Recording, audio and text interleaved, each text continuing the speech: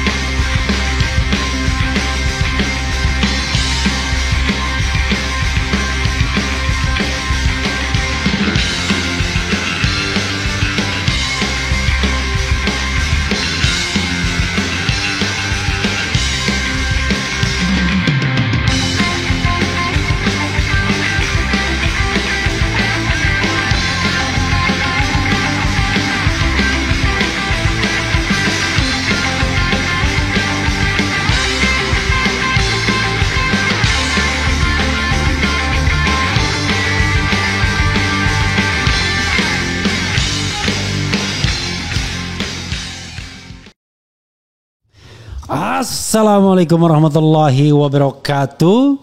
Sobat RH sekalian, jumpa lagi kita di channel yang keren ini. Keren cadas. Keren cadas. Mengerikan. Dua ini karena ada dua orang yang sedang mau dibicarakan oleh Ahmad Hazinuddin, bro. Oke, bro. Tumben tidak bawa ahli surga Arif. Rip, mana Rip? Dia lagi wirid. Oke. Jadi sobat era sekalian, Hazinuddin kesini gugat Sylvester, bela Charlie Chandra, Hazinuddin geruduk RH.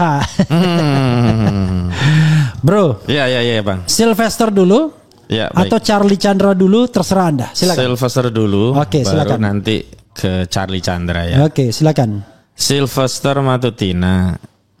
Tadinya kami tidak tahu bang kalau sosok ketua Solmed ya, Solidaritas Merah Putih, pendukung diehardnya Joko Widodo ini adalah seorang terpidana.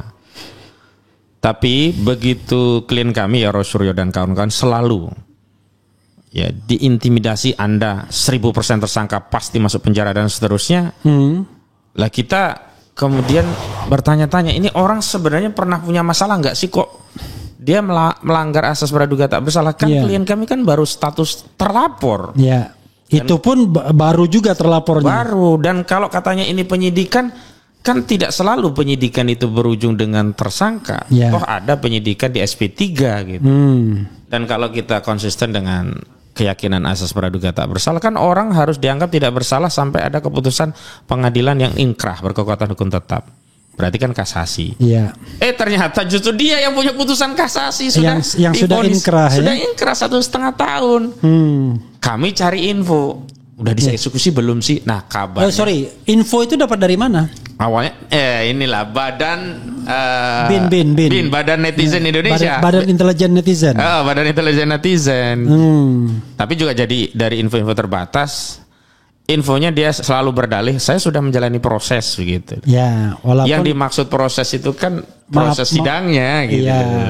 Bukan eksekusinya. Atau memaafkannya dianggapnya proses juga gitu. Iya, begitu. Dan belakangan dari Pak Yusuf Kalla juga menyatakan nggak kenal dia, nggak pernah ada proses memaafkan tadi begitu. Iya. Ini kan kemudian kami cari-cari info, dapatlah kami salinan putusan, bukan hanya yang di Mahkamah Agung bang, putusan tingkat pertama 1 tahun, tangkat banding, sampai kasasi yang ditambah jadi 1,5 tahun. Jadi 1,5 tahun. Iya, nah kan kami kemudian merujuk siapa sih yang punya kewenangan untuk mengeksekusi. Kami cek, ini Pengadilan Negeri Jakarta Selatan, penuntutnya Kejaksaan Negeri Jakarta Selatan. kan siapa yang menuntut, dia yang punya kewajiban untuk mengeksekusi. Nah, lalu 31 Juli 2025 yang lalu kami mendatangi Kejaksaan Negeri Jakarta Selatan. Sejatinya sih kami pengen ketemu langsung, tapi karena ada protokoler yang harus juga mengirim surat dan seterusnya, akhirnya kami kirimlah surat permohonan untuk melakukan eksekusi tadi sambil ya meminta informasi udah dieksekusi belum gitu. Dan surat kami kirim, kemudian kami kompres di depan Kejaksaan Negeri tanggal 31 Juli. Ternyata justru yang menegaskan bahwa Sylvester Matutina itu belum dieksekusi justru dari Kapus Penkum Kejaksaan Agung. Anang Supriyatna. Dia menegaskan dua hal. Pertama, sudah mengundang Sylvester Matutina ke Kejaksaan Negeri Jakarta Selatan. Yang kedua, kalau dia tidak datang, ya akan upaya paksa. Tapi lucunya sampai hari ini, nah, belum ada kabar nih orang ini udah dieksekusi atau belum gitu loh. Makanya kalau kami dituduh ada orang besar di balik perjuangan mengungkap ijazah palsu, justru kami tegaskan Sylvester Matutina tidak dieksekusi, di belakangnya ada orang besar, nggak mungkin. Kalau kasusnya remeh-temeh misalnya yang ngadukan pencemaran itu saya lah. Di belakangnya ada Jokowi lah. Nah itulah. Kan dia kan kayak relawan Jokowi. Iya, makanya orang besar. Katanya ini logic thinkingnya ya. Iya, memang begitu. Nah justru kami tegaskan loh, berarti karena dia relawan Jokowi, maka ada perlindungan kepada dirinya. Apa indikasi ada perlindungan? Ya nggak dieksekusi 6 tahun. Saya baca itu inkrahnya 21 Mei ya, 2019. Ya Mei, pokoknya Mei 2019. Ya, tanggal lengkapnya saya lupa. Gitu. Ya, saya lihat. Dari perkara 100, kemudian 289, kemudian 287 kalau nggak salah di kasasinya, lalu inkrah 1 tahun dan 6 bulan penjara. Dan di situ tegas loh, putusan yang sifatnya harus dijalani bukan percobaan. Kalau percobaan bisa tanpa dijalani karena namanya juga percobaan gitu. Itu yang ingin saya kabarkan yang pertama Bang, dan hari ini kami. Tapi ada yang menarik begini. Itu kan 2019 ya inkrahnya. Kejadiannya 2017. Ya, betul. Bandingkan dengan tahun 2020 yang seperti akseleratif gitu ya. Sahganda Nenggolan ditersangkakan langsung ditangkap, langsung ditahan. Anton Perwana digerebek di rumahnya masing-masing. Nah, saya masuk ke tema kedua. Charlie Chandra pun begitu. Charlie Chandra itu, Bang. Tema pertama sudah selesai, begitu aja. Ya, katakanlah nanti kita bolak-balik lah. Saya ingin membandingkan bagaimana Charlie Chandra yang secepat kilat berbeda jauh dengan Sylvester Matutina. Charlie Chandra itu, Bang, ada panggilan pertama, dan karena sifatnya panggilan pertama itu tidak memenuhi prosedur sebagaimana diatur dalam KUHP, tidak patut karena kan minimum kan 3 hari sebelum pelaksanaan pemanggilan. Nah, itu yang dimaksud patut surat itu. Apa suaranya? Oh, suaranya agak di tengah begini. Jangan kemana-mana. Ya, kan harus panggilan itu patut. Karena panggilan pertama ini tidak patut. Yakni apa ukuran tidak patut? Tidak disampaikan 3 hari sebelum pelaksanaan hari H pemeriksaan sebagai saksi. Lalu saya yang pergi langsung ke Polda Banten menemui penyidik, tapi nggak bisa ketemu. Lalu kami serahkan surat itu. Surat keberatan? Bukan, konfirmasi bahwa kami belum bisa memenuhi panggilan karena surat yang diberikan tidak sesuai dengan apa yang diatur dalam KUHP atau tidak patut. Artinya kan kami berhusnudzon ya, dugaan kuat kami Polda Banten akan mematuhi prosedur, lalu Polda Banten akan memanggil kembali dengan mengirimkan surat panggilan yang kedua. Alih-alih surat panggilan yang kedua ditangkap paksa, didobrak rumahnya Charlie Chandra. Dan langsung ditahan. Nah, saat ditahan itu kami kira kan kami bisa. Itu kan dramatis ya. Bahkan ada siaran langsung pas pas polisi datang, kemudian Charlie Chandra tertahan. Kira-kira sampai keesokan harinya kan itu kan? Betul, dan polisi itu nggak meninggalkan tempat. Dan saya kan datang ke situ, ke lokasi itu, saya lihat ini apa-apaan kok kayak menteror. Lah kalau surat panggilan sudah dikirim kan harusnya pulang, tunggu datang panggilan. Kecuali tidak ada surat panggilan, sudah ada surat panggilan tapi rumah tetap disatroni oleh sejumlah anggota Polda Banten. Saya tanya apa perintahnya, mana jasarnya? Ya memang orang di lapangan rata-rata tidak punya argumentasi. Argumentasi satu-satunya yang selalu jadi bahan mereka itu bukan ini perintah pimpinan, selalu begitu.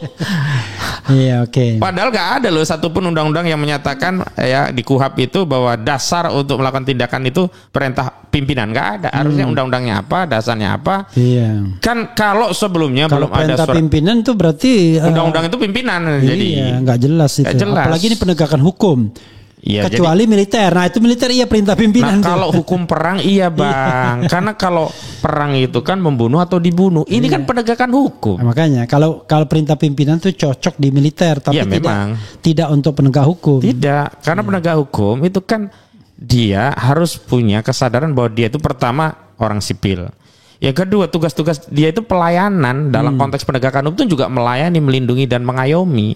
Sehingga harus dikedepankan argumentasi, dan kalau kita bicara argumentasi tentu yang pertama dasar hukumnya apa, yang kedua fakta yang berkenaan dengan norma hukum itu apa yang dilanggar, misalnya begitu. Nah kemarin itu kan semua perdebatan itu sudah dikunci dengan adanya surat panggilan dari Polda Banten yang meminta Charlie Chandra dalam statusnya sebagai tersangka, karena kan di pra peradilan ini. Sebelumnya kan dia di SP3, lalu Agung Sedayu Group melalui Muanas Alaidit mengajukan pra peradilan. SP3-nya dibatalkan. Agung Sedayu atau Bumi itu anak perusahaannya Agung Sedayu? Ya MBM. MBM ya. MBM. Ah, saya lupa ini kepanjangannya. Tapi anak usaha dari Agung Sedayu Group. Direkturnya Nono Sampono. Kita pastikan aja nanti dibilang, wah ini hoax ya. Iya betul. Itu MBM ya. Iya. Mandiri Bangun Makmur. Ya. Oke. Lalu karena sebelumnya sudah di SP3, nah ini ada pra peradilan, berarti status penyidikan dilanjutkan, kan harus dipanggil lagi di BAP dalam status tersangka. Ya, karena ini berarti buka baru kan. Baru, gitu. Iya, walaupun perkara lama katakanlah begitu. Nah, panggilan yang pertama kita datang, tapi belum sempat di BAP. Kenapa? Karena Polda Banten tidak menjawab, mengklarifikasi dan mengambil sikap tentang surat yang dikirimkan oleh kuasa hukum. Kuasa hukumnya bukan hanya dari saya loh pribadi, itu dari LBHAP Muhammadiyah. Oke. Jadi kawan-kawan dari LBHAP Muhammadiyah, dari Fajar Gora and Partner, saya dan kawan-kawan itu memang berhimpun. Ada 3 entitas yang membela Charlie Chandra. Saat itu ada surat dari LBHAP Muhammadiyah mengkonfirmasi bahwa Charlie Chandra sedang sengketa hukum dengan PT MBM dan berdasarkan Perma nomor 1 tahun 1956 semestinya proses hukum pidana ini ditunda, ditangguhkan menunggu sengketa keperdataannya selesai. Nah karena itu tidak ada jawaban, Charlie Chandra tidak ingin diperiksa. Nah saat itu dituangkanlah bahwa tidak ingin diperiksa sebelum ada jawaban. Harusnya kan muncul jawaban, tapi tidak, justru muncul surat penangkapan yang malam-malam itu digerebek itu, tapi belum berhasil yang pertama. Dan itu luar biasa loh penangkapan itu, benar-benar menurut saya ini kayak cerita film gitu. Iya, dan di sana itu ada orang tua kalau nggak salah umurnya 80 atau 90 tahun yang butuh bantuan medis dan juga alat-alat yang di sana listrik dibutuhkan. Itu sempat dimatiin kayak penjahat besar. Dari luar dimatiin sehingga diharapkan orang di dalam ini tidak betah terus keluar lalu ditangkap dengan paksa. Karena kalau dia merusak itu nanti dipermasalahkan. Kena masalah gitu. Nah, dia akhirnya pulang dan akhirnya dia yang merasa harus mengambil tindakan lain dan kemudian mengirim surat panggilan. Nah, karena ini surat panggilan kan kita tenang, karena panggilan 1 kalau tidak bisa kan masih ada panggilan 2. Nah, kalau panggilan 2 nggak bisa baru upaya paksa. Nah, panggilan 1 kami datang ke Polda Banten mengkonfirmasi karena surat panggilan itu tidak sah. Setidaknya kami menunggu surat panggilan kedua. Tiba-tiba sorenya lewat maghrib lah langsung upaya paksa dengan menjebol pintu secara paksa. Sebenarnya itu pidana juga, cuman kan kita tahu mau lapor kepada siapa orang yang melakukan kejahatan itu aparat penegak hukum. Walaupun dalihnya dia melaksanakan perintah untuk melakukan penangkapan gitu. Tapi kan dia melakukan tindakan itu dengan merusak properti milik orang lain yang itu juga pelanggaran hukum gitu. Oke, bro. Kembali ya sedikit lagi kepada Sylvester itu. Sampai sekarang kita tidak tahu posisinya di mana. Dan kelihatannya Anda dan teman-teman itu betul-betul menuntut agar dia dieksekusi. Iya, memburu ibaratnya kita. Iya, jadi tim pemburu bukan lagi tim pemburu ijazah palsu dan Sylvester gitu. Iya betul. Tadi di Kompas Petang saya hadir, ada mantan Kapuspen Kejaksaan Agung, Pak siapa lupa saya. Kemudian ada dari Pradi Bersatu diskusi tentang eksekusi Sylvester Matutina. Saya bilang, Pak, Pradi Bersatu siapa? Ketuanya, tapi bukan si Adi Darman. Ketuanya saya lupa namanya. Oke. Oh, yang namanya agak aneh-aneh itu ya? Iya. Skuman apa itu? Oleh Kumanan, bukan. Beda lagi ya? Yang ketuanya. Saya bilang kita jangan meributkan asap, apinya dulu kita padamkan. Maksudnya memang 6 tahun itu tidak mungkin kalau nggak ada kesalahan sehingga tidak bisa dieksekusi. Mungkin bisa di faktor jaksanya atau faktor yang lain. Tapi yang utama adalah eksekusi dulu. Iya. Saya datang ke Jakarta Selatan 31 Juli. Direspon oleh Kapuspenkum Kejaksaan Agung tanggal 4 Agustus. Sekarang sudah 7. Kok nggak ada tindakan? Harusnya dieksekusi dulu baru dicari apa sih penyebabnya. Kenapa kok sampai 6 tahun nggak dieksekusi. Lalu ada yang membangun narasi. Tadi membangun narasi ya dari mantan Kapuspenkum. Saya kok lupa namanya ya. Terkenal nih dulu sering. Dia bilang ya bisa saja kan. Putusan itu belum dikirim Mahkamah Agung. Lah kami dari jaksa mau mengeksekusi. Bagaimana orang putusannya belum ada. Saya bilang, Pak, itu kan asumsi. Jangan berasumsi. Kalau begitu kan kita juga bisa berasumsi. Oh, jangan-jangan yang bermasalah Kejaksaan Agung. Agar tidak bisa dieksekusi, modusnya adalah Mahkamah Agung tidak mengirimkan salinan biar bebas. Kan jadi liar gitu loh. Jadi mafia aja dia bisa. Jadi mafia. Tiba-tiba bilang, Anda mau dieksekusi nggak atau tidak? Duit dong. Duit dong. Ini saya tahan dulu nih, nggak saya kirim ke jaksa nih, aman. Nggak begitu caranya. Eksekusi dulu. Nah, kenapa kita menuntut eksekusi? Karena Kapuspenkum Kejaksaan Agung Anang Supriyatna itu sudah mengatakan udah diundang, kalau nggak datang ya akan dieksekusi paksa. Udah 3 hari sejak pernyataan itu belum juga dieksekusi. Tapi ada pernyataan yang menarik dari Ketua Pradi Bersatu. Ini kan orangnya dihubungi media kan, hostnya menyatakan ini berkali-kali udah nggak bisa dihubungi. Katanya oh, ada kok di Indonesia. Ya sudah kalau ada di Indonesia dieksekusi, apa sulitnya? Begini loh Bang, kita ini aktivis kadang-kadang ya tangkap duluan, bukti belakangan, surat menyusul. Ini udah inkrah kok berdalih administratif, salinan putusan belum dikirim 6 tahun nih loh. Yang paling hebat tuh Habib Bahar. Diundang, kemudian diklarifikasi. Kita pikir dia akan kena karena menghina seseorang waktu itu jenderal. Kan? Iya. Malah yang lain. Ternyata yang lain. Tertipu kita. Kita kira gara-gara Dudung Abdurrahman kan waktu itu. Ternyata KM 50. Jangan-jangan itu baru dalam perjalanan atau dipikirkan jangan ini, kalau ini kan bahaya nanti ngerepotin orang. Atau mungkin jangan-jangan jenderal dulunya bilang, jangan nggak ada hubungan sama saya. Saya capek nanti kalau dipanggil saksi ya kan begitu. Ternyata KM 50. Nggak terduga itu waktu itu. Saya juga nggak duga. Karena yang rame kan terkait kritik tajam dia terhadap Dudung Abdurrahman waktu itu. Gitu, luar biasa. Nah itulah yang namanya tangkap dulu, alasan belakangan. Oke, jadi tapi begini, saya bilang kemarin tadi sama ibu-ibu yang demo Kejari Jakarta Selatan. Saya bilang begini, kalau yang namanya jaksa, polisi itu hierarkis sifatnya. Tidak mungkin kalau ada perintah tegas, jelas dari Kejaksaan Agung tidak dilaksanakan, tidak mungkin.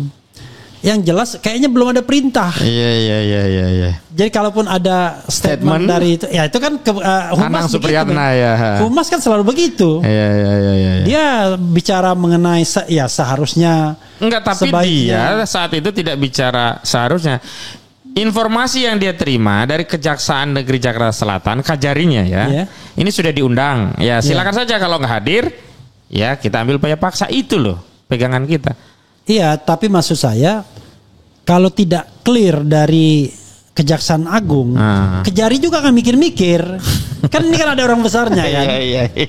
Iya kan? Iya betul. Dan biasanya dalam kondisi seperti ini belum ada sign dari kekuasaan, Kejaksaan Agung juga diam-diam aja. Iya, gitu. Pura-pura nggak tahu. Saling lempar bola panas. Iya, lempar-lemparan begitu. Kecuali ada single statement yang kuat, kami perintahkan agar itu segera dieksekusi. Kan begitu. Nanti kan dipertanya, bener Pak, udah nggak ada masalah lagi Pak ya. Itu susahnya hukum kita nih kan, lebih tunduk kepada kekuasaan-kekuasaan informal itu, kekuasaan yang lucunya ini Bang. Maksudnya informal di luar hukum. Iya, lucunya belum juga dieksekusi ya. Minta amnesti. Minta amnesti ini apaan? Lalu yang dijadikan rujukan kasus Gus Nur. Gus Nur itu udah dapat PB, udah menjalani 2/3, udah dapat PB, katakanlah ya kemarin Prabowo gak ngasih amnesti pun dia udah di luar. Udah di luar. Lah ini belum pernah menjalani kok minta amnesti. Waduh, rusak hukum kita ini. Enak banget kita ya, korupsi banyak-banyak minta amnesti. Gitu. Tapi tadi perbedaan perlakuan yang menurut saya memang agak timpang ya, karena kita lihat 2020 itu mulai penangkapan aktivis kan. Sementara dia inkrahnya 2019 nggak dilaksanakan. Sementara Anton Permana, Jumhur Hidayat, Gus Nur, macam Bambang Tri. Banyak banget. Cepat sekali itu prosesnya. Dan karena sudah ditahan duluan, itu udah bisa dipastikan pasti dihukum. Iya. Minimal sama dengan masa tahanan. Nah, itu kan terjadi Edi Mulyadi. Iya. 7 bulan divonis 7 bulan dah keluar gitu.